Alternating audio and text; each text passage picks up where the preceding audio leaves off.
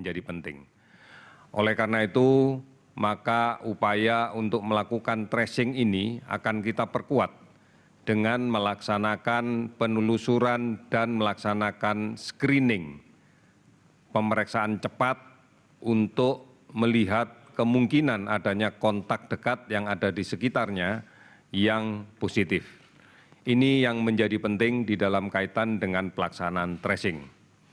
Kemudian yang kedua, melaksanakan perawatan bagi kasus positif yang kita temukan atau kasus yang diduga positif kita temukan, baik perawatan itu dilaksanakan secara mandiri melalui isolasi diri maupun isolasi di rumah sakit. Oleh karena itu, protokol isolasi diri di rumah ini menjadi penting untuk betul-betul dipahami oleh semua masyarakat. Karena dengan isolasi diri yang baik, maka kita akan memberikan jaminan bahwa tidak akan terjadi penularan yang lebih lanjut di lingkungan keluarga ataupun masyarakat. Oleh karena itu, maka tinggal di rumah, tetap di rumah, tidak perlu keluar, menjauhi kerumunan, menghindari pertemuan-pertemuan yang cukup banyak. Ini menjadi salah satu upaya, menjadi upaya-upaya di dalam kaitan dengan isolasi diri. Tinggal di rumah, gunakan masker, jarak kontak dengan anggota keluarga yang lain tidak boleh kurang dari 1 atau 1,5 meter, kemudian aktivitas makan menggunakan alat yang tersendiri dan tidak makan bersama-sama pada satu waktu yang sama dan tempat yang sama dengan keluarga lain yang sehat. Ini adalah bagian dari isolasi diri. Di samping siapapun yang melaksanakan isolasi diri diwajibkan untuk melaksanakan monitoring diri.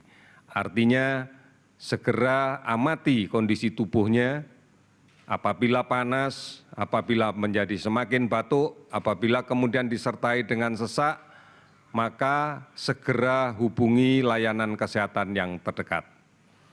Apabila kemudian isolasi diri tidak mampu dilaksanakan, maka harus dilaksanakan isolasi rumah sakit. Rumah sakit yang berada di sekitar kita sekalian sudah ada yang disiapkan untuk menjadi rumah sakit untuk perawatan COVID-19. Oleh karena itu, tentunya ada indikasi-indikasi tertentu di dalam kaitan dengan rawatan di rumah sakit, yaitu yang tidak mampu merawat diri di rumah, atau adanya komplikasi, atau adanya penyulit, atau adanya faktor penyakit-penyakit kronis lain yang mendahului. Ini akan menjadi penting untuk dilakukan rawatan secara intensif. Inilah sebabnya maka kita menyiapkan rumah sakit, dan banyak sekali rumah sakit yang berpartisipasi, bukan hanya rumah sakit pemerintah, bukan hanya rumah sakit TNI, Polri, rumah sakit BUMN, tetapi rumah sakit swasta pun banyak yang mendedikasikan untuk merawat COVID-19 ini. Inilah yang menjadi penting. Di dalam kaitan dengan menyiapkan kondisi rumah sakit, sudah barang tentu peralatan, khususnya APD, menjadi bagian penting bagi tenaga kesehatan yang melaksanakan kegiatan rawatan. Kita akan berusaha sepenuhnya untuk kemudian memenuhi, mematuhi, dan melengkapi penggunaan APD ini. Sudah barang tentu ada SOP standar tentang siapa yang harus menggunakan APD, siapa yang tidak perlu menggunakan APD. Ini menjadi penting. Oleh karena itu, saudara-saudara sekalian, maka basis pondasi yang paling kuat adalah bagaimana mengimplementasikan pola hidup bersih dan sehat di tengah kehidupan kita sehari-hari. Ada satu kunci yang paling penting yang harus kita lakukan di samping menjaga jarak di dalam kaitan interaksi sosial adalah mencuci tangan. Mencuci tangan dengan menggunakan sabun sebelum makan, sebelum minum, sebelum menyentuh mulut, sebelum menyentuh hidung, sebelum menyentuh mata.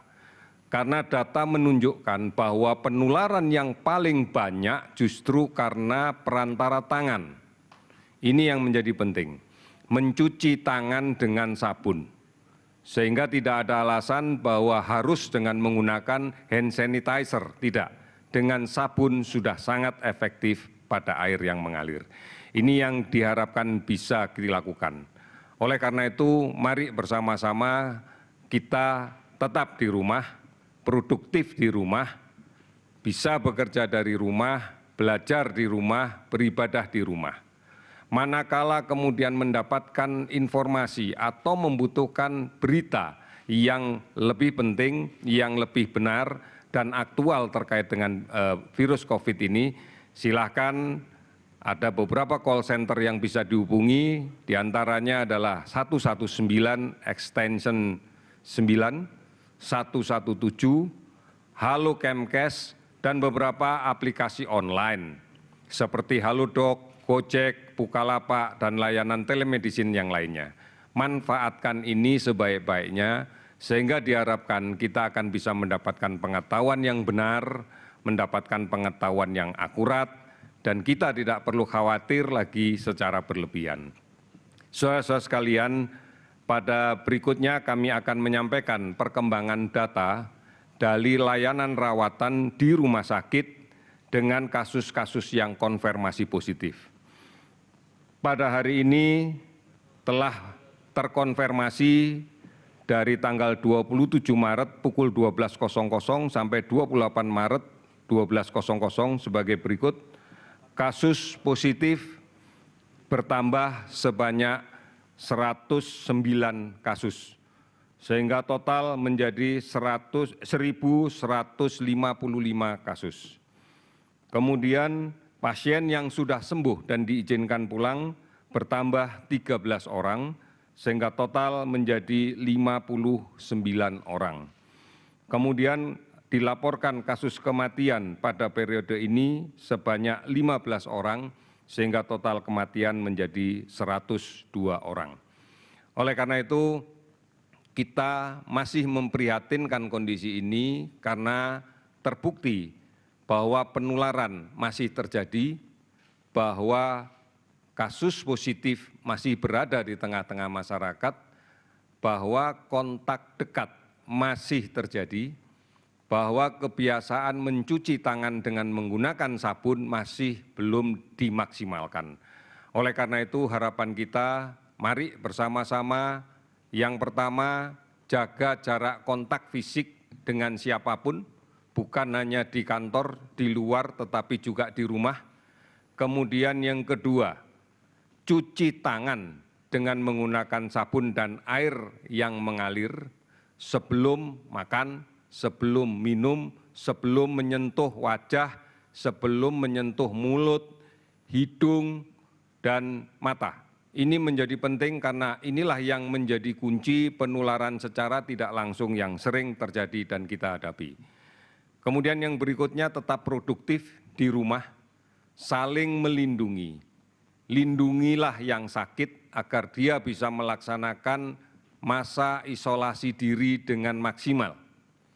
Lindungilah yang sehat agar tidak terkena penyakit ini. Kita berkomitmen bersama, mari yang sehat dijaga tetap sehat, yang mulai sakit-sakitan kita jaga supaya segera dia bisa kita sembuhkan dan tidak menularkan ke orang lain. Kemudian yang betul-betul sakit di rumah sakit, mari kita doakan, kita jaga, dan kita kemudian layani sebaik-baiknya agar bisa sembuh seperti sedia kala. Kita harus bekerja bersama, ini masalah kita bersama, membutuhkan peran aktif semuanya. Ini yang akan saya sampaikan pada hari ini, beberapa hal, mudah-mudahan kita bisa menghadapi situasi yang sulit ini bersama-sama. Yakinlah bahwa pemerintah akan bekerja sungguh-sungguh, bekerja dengan sepenuh hati untuk bersama-sama masyarakat mengatasi COVID-19 ini. Terima kasih, selamat sore.